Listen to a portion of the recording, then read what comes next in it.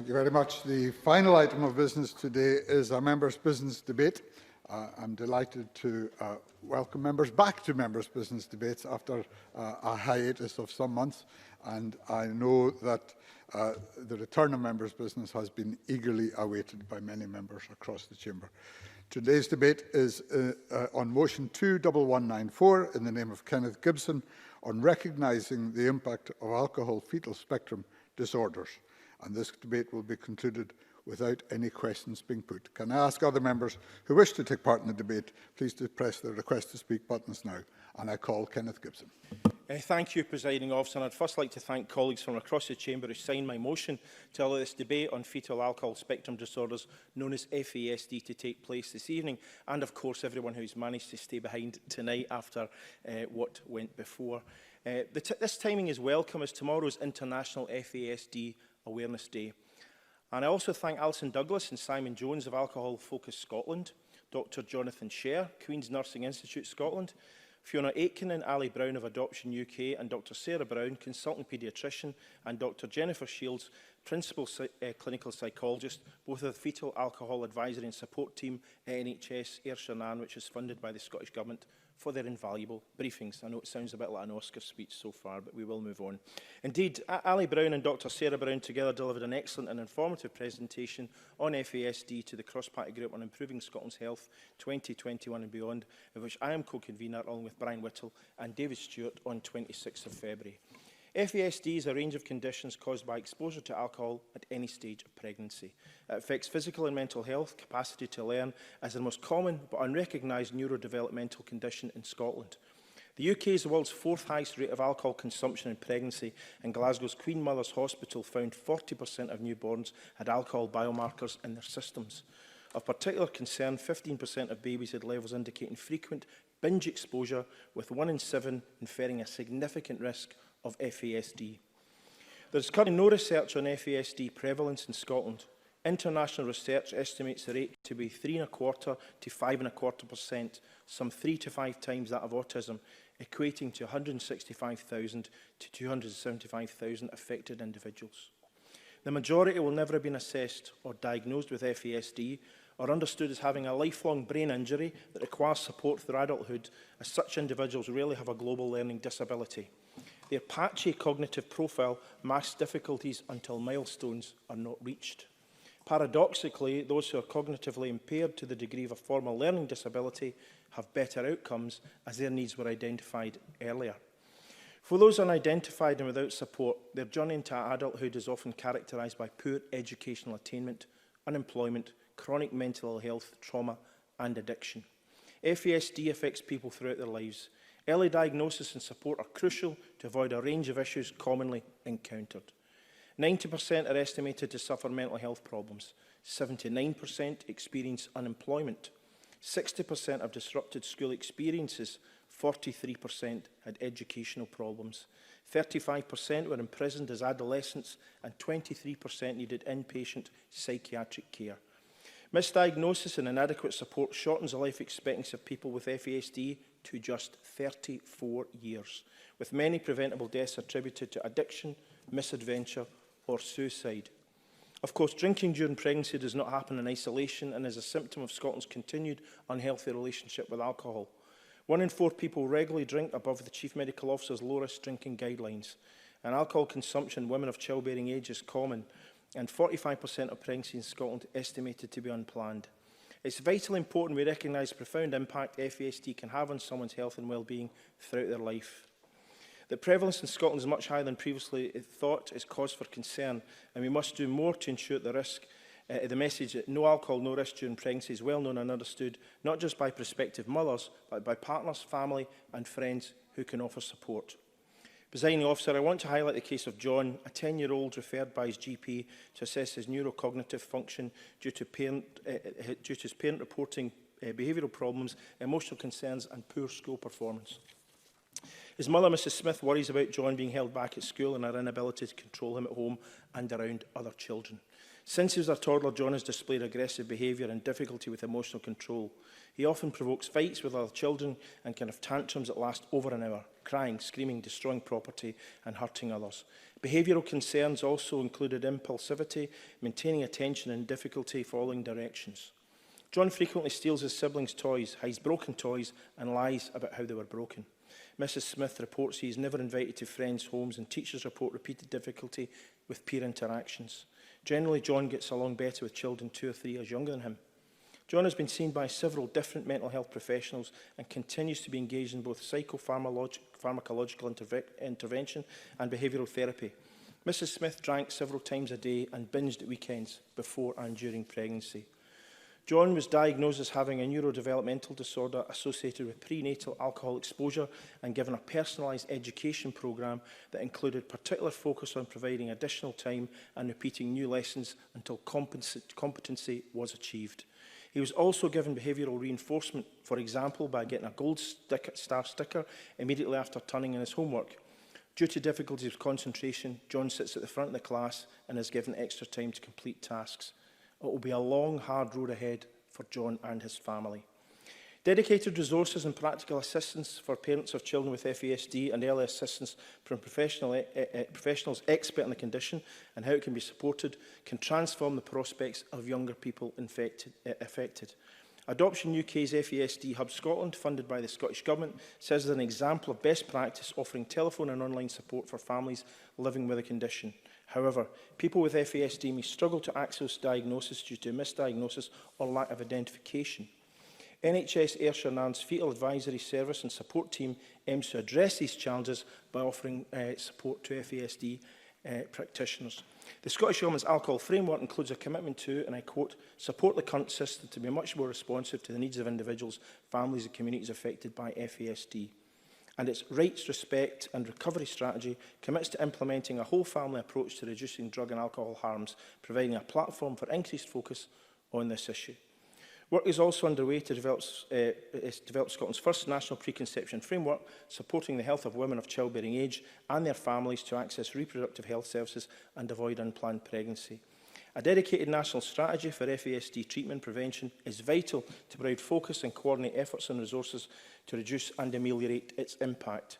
This would enable experience and learning from services such as the FASD Hub Scotland and any NHS Ayrshire Nan's Foetal Alcohol Advisory and Support Team to use international evidence to improve the life prospects of people with FASD and their families. Presiding Officer, inconsistent messaging on alcohol products remains a concern, with 28% of women in the UK unaware of the current health advice. And the Chief Medical Officer's guideline for pregnant women and women who might become pregnant is to avoid alcohol completely. There is no safe amount of alcohol that can be consumed during pregnancy. Providing pregnancy warnings on alcoholic drinks is an important way of informing consumers of risks associated with drinking during pregnancy, but sadly such labelling is usually only pictorial, of minimal detail and 30% illegibly small. Alcohol Focus Scotland and the Alcohol Health Alliance UK has urged the Scottish Government to mandate, monitor and enforce alcohol labelling standards in line with World Health Organisation recommendations, and I ask the Minister to commit to doing so today, whilst the power to do so is still devolved. Presiding Officer, for those affected by FASD, understanding the condition and getting assistance is fundamental to children going on to lead healthy, happy lives. The work of the FASD Hub Scotland is a lifeline to the parents and carers who need that vital support. Thank you very much. I now call Brian Whittle to be followed by Stuart Stevenson. Thank you, Deputy Presiding Officer. Can I thank Kenny Gibson for bringing this debate to the Chamber and congratulate him from having for getting some time in this Chamber to discuss this. As he says, fetal alcohol spectrum disorder is a lifelong condition that affects the neurodevelopmental system and is a result of exposure to alcohol pre-birth. And estimates indicate there are between 165 and 275,000 individuals living with FASD in Scotland. Now, that wide range of estimates should tell us that the diagnostic rates in FASD are not great compared to other neurodevelopmental conditions. However, the condition has wide-reaching implications for the individuals, the families, health and social care, education, criminal justice and the third sector. If FASD is not identified, evidence shows that those with the condition are more likely to have poor educational attainment, they're more likely to have health difficulties, they're more likely to be unemployed, they're more likely to be involved in addiction or homelessness, or involved with the criminal justice system. We also know that those affected individuals are highly likely to experience trauma and poor physical health. Deputy Presiding Officer, this condition is linked directly to alcohol consumption during pregnancy.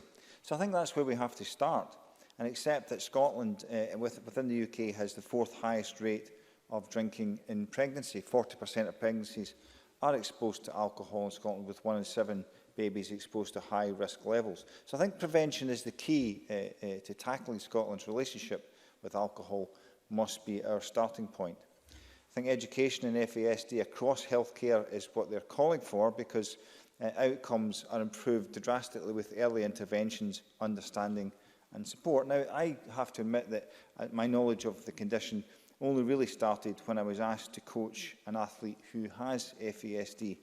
His foster parents were really keen that he progressed as an athlete. Now, I have often wondered whether their idea was to give him to me to deplete his ever-growing energy reserves, because if I can describe him, I would say he was enthusiastic in life. And that's one of the things about looking at him, you would not tell that he had a condition.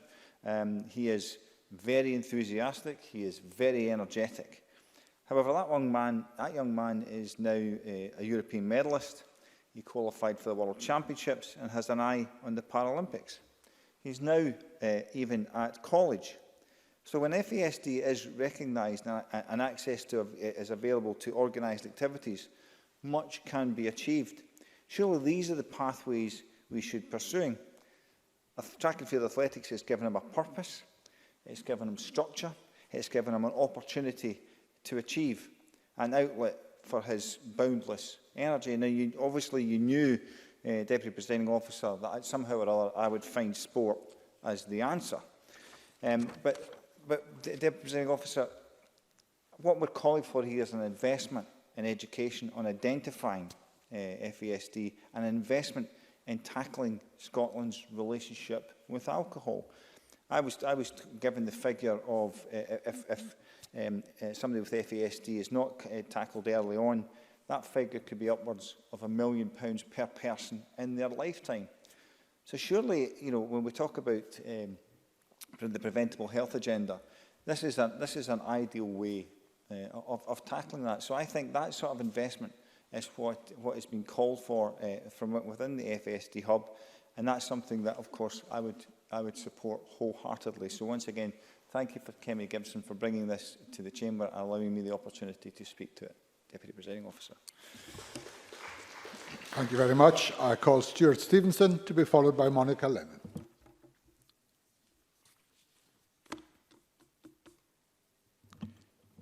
Thank you, Presiding Officer, and thank you to my colleague, Kenny Gibson, for the opportunity to discuss this important subject. Reading his motion, I was particularly moved and saddened by some of the statistics that were there. The average life expectancy of a child born with this syndrome is a mere 34. We've seen in recent days the outpouring of grief as a young actor died at the age of 43, nearly 10 years longer than the life expectancy of one of the youngsters affected by this syndrome. But of course, what is different in our case is that fetal alcohol spectrum disorders lead to quite variable outcomes. Some will be affected more significantly than others, and the presenting symptoms will not necessarily be consistent against the whole cohort of those who are subject to the disorder. Hence the difficulties often in diagnosing and getting appropriate support in place. But what they all share is this is a preventable syndrome. No parent, very few parents, will deliberately set out to harm their child. It is, of course, a side effect of an addiction or an abuse, if not an addiction, of one of our most widely available and widely used drugs of choice, and that is alcohol. And of course, the danger with alcohol is that it is an addictive drug, but it's not addictive to everybody. So therefore, people kind of think it's safe. But for children in the womb, it is not. There is enough knowledge out there that people should know that they should not be drinking while they're pregnant. But not everyone, if they're an addict, is able to respond to the rational case for stopping drinking. It's our responsibility to support the mothers in pregnancy. It's our responsibility to support the children who are suffering from this syndrome. The championship of concepts such as no alcohol, no risk is very much to be welcomed. And it's something in my personal life, have met some of the issues around alcohol addiction. When I was a nurse 56 years ago, one of our patients was an alcoholic who suffered extremely with his addiction. And my father, as a GP, I used to provide some social support to addicts that were on his list. So it's something that's not far from a great deal of us. Children, of course, cannot look after themselves. They don't have the knowledge or the power to do anything about their situation. It's important that we recognise the help that is required. It's important that the people who are suffering from this get everything that they require to lead as normal a life as is possible for them to do.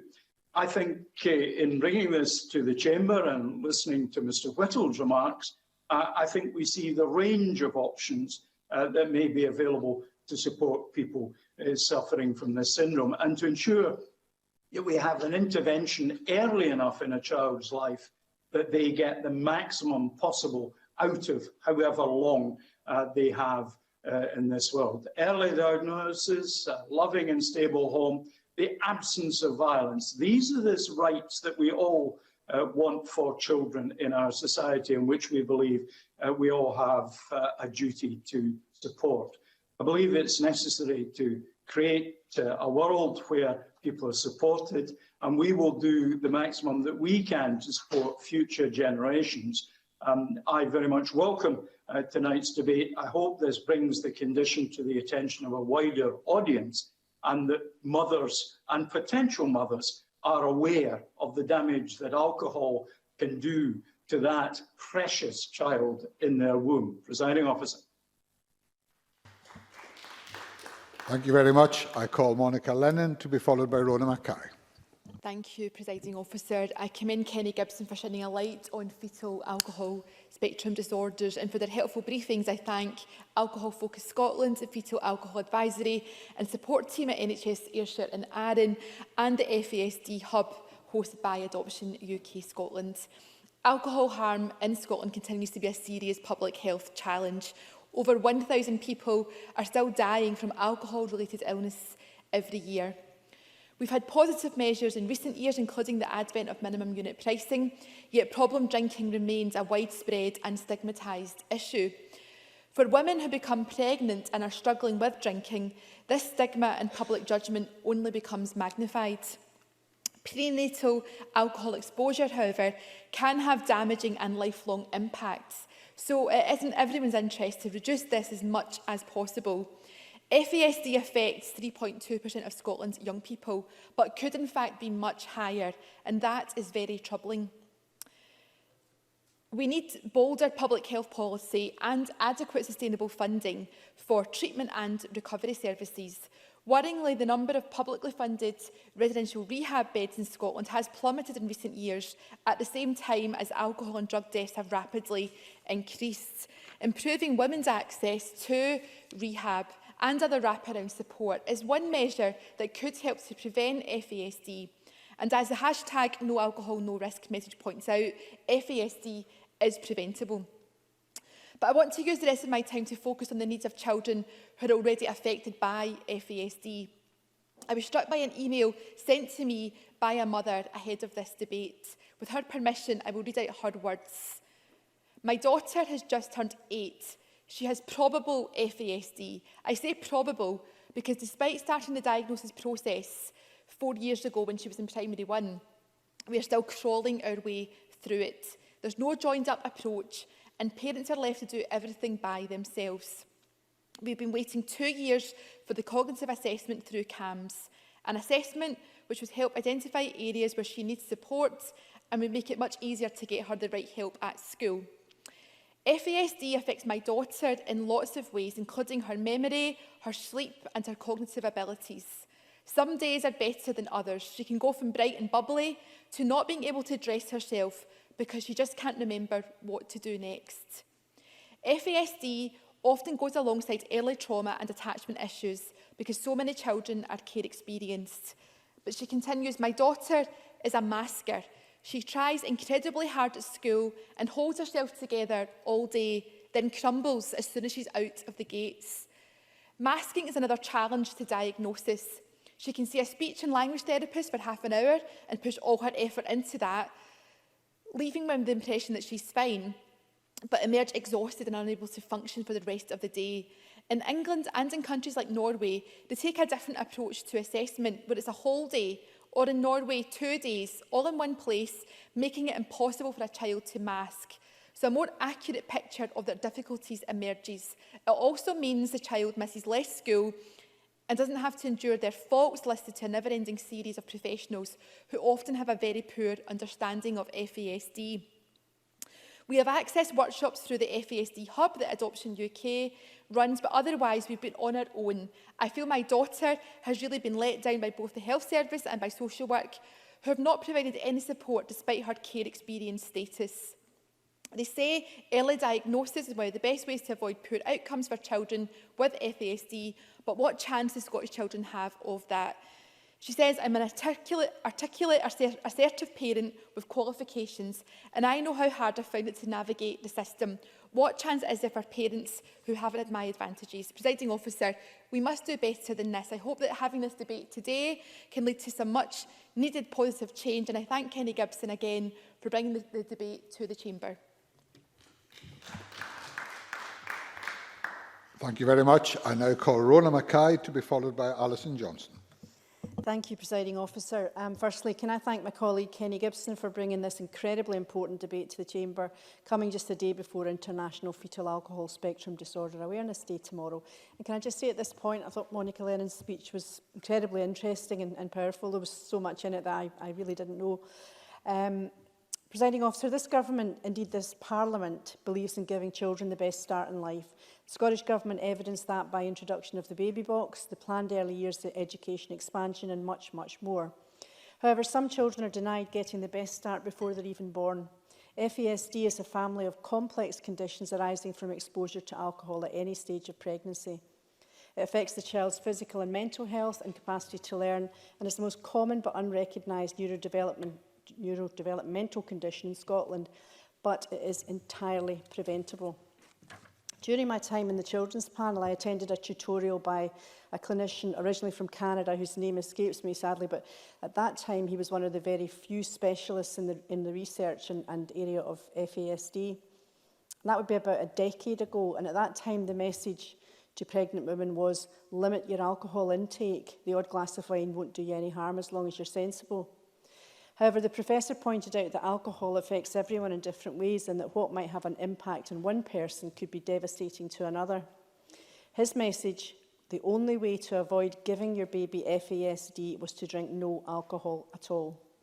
He also highlighted the fact that many of the children that we saw in children's hearings may well have been affected by FASD, and they and we were unaware.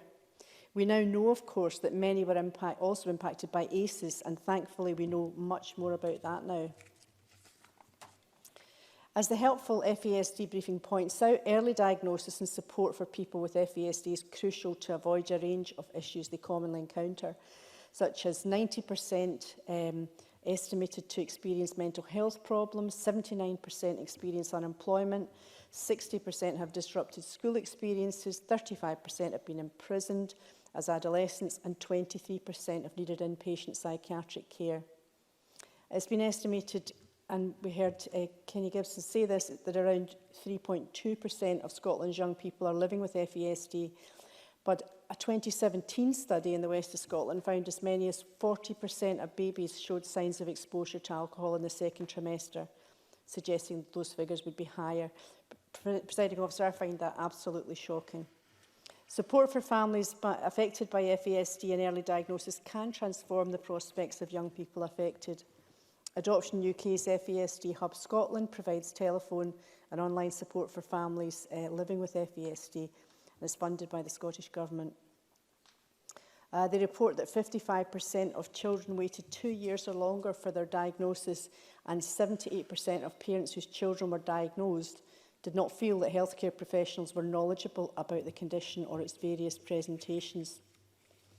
The Scottish Government's alcohol framework includes a commitment to support the current system to be much more responsive to the needs of individuals, families and communities affected by FASD, and a whole family approach to reducing drug and alcohol harms, and provides a platform for increased national attention to this issue.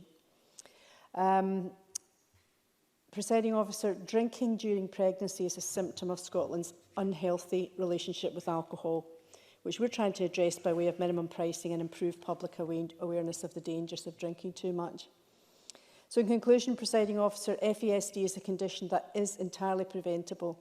It requires women not to drink for the entirety of their pregnancy, including avoiding alcohol while trying to conceive. In what we're facing today, with the scourge of the global pandemic still prevalent, surely that's not too much to ask to ensure that our children do get the best start in life. Thank you. Thank you very much. I now call Alison Johnstone, who will be the last speaker in the open debate. Alison Johnstone. Thank you, Presiding Officer. I think it's fair to say there's been a lot of agreement across the Chamber on the issues of debate this afternoon, and undoubtedly I think we all agree that we share a desire to see the children born in Scotland healthy and happy.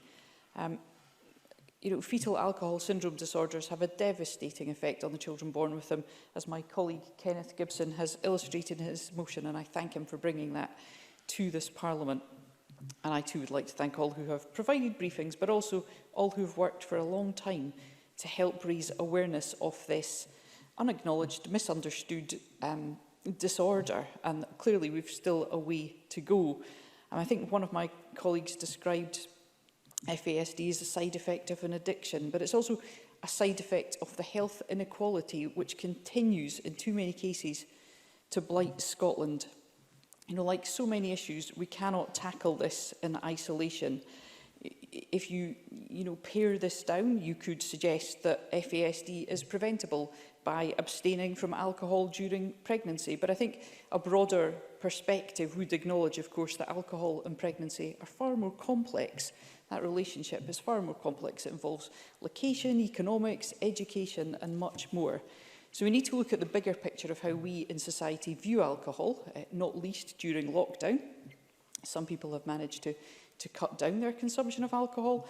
Others have perhaps found themselves drinking more than they may have previously, and there'll be various reasons for that. And it might be several years before we understand not just the impact of COVID-19, but the impact our individual coping mechanisms have had. So the range of disorders in FASD are serious and lifelong, so it's imperative that we do all that we can to provide the best healthcare support and information to women, to parents, well before conception. And particularly where dependencies are an issue. We need to look at any underlying causes like financial instability, domestic abuse, past trauma, as has been mentioned by Rona Mackay, or unaddressed mental health issues. And alongside this, it's also imperative that we just get better at dealing with alcohol as a nation. Minimum unit pricing at this stage does appear to have had some success, but of course that alone doesn't mean we've tackled problem drinking. Across Scotland, we currently have 16 times more licensed premises than we do GPs' surgeries. And we know how difficult it can be to access our GP surgery. There is an imbalance there. And from the moment a child can start to read, they can see alcohol adverts when they watch sport with the rest of their family, they can see them at the bus stop on their way to school, and we're yet to understand fully the impact that social media and influencers have on children and young people's perceptions of alcohol. And I think we probably all agree that disease which results from preventable cause can sometimes be the saddest and most heartbreaking to see. It can be very frustrating because we know that it is preventable. But we know that choices are made in different contexts and that behaviour change is complex, as is pregnancy. It's not always the happy time full of excitement that adverts would have us believe. It can be very stressful. Women can feel under pressure and under intense scrutiny from friends, families, and even strangers who feel perhaps that they know better than the women themselves and are often unafraid of offering unsolicited advice. And that's just one of the challenges that women face during pregnancy. Maternity discrimination in the workplace continues to be an issue. Taking a pregnancy to term while studying is a challenge. You know, Kenny Gibson described John's journey, and he spoke of all the challenges facing that young person, but the opportunities that exist where support is available. And I think Monica Lennon's description of a constituent's daughter, you know, it was really marked the fact that you described a situation where masking can happen in specific situations if we break up the day into small chunks, and that young person can be somewhere else where the situation doesn't bring on that stress. But if we have institutions where, you know, or organisations that see the young person over a period, there's a far better chance of understanding what the condition is. So yeah, there's been a lot of interesting contributions. I think in closing, Presiding Officer, I'd love to see a Scotland where no child is born with FASD, and I believe this is something that can be achieved with hard work, and we can help bring this about by creating a society in which, you know, pregnant women and families are supported before, during and after conception and birth. Thank you. Thank you very much. I now call on Marie Todd to reply to the debate on behalf of the Scottish Government. Minister. Thank you, Presiding Officer, and thank you to Kenny Gibson for securing this debate.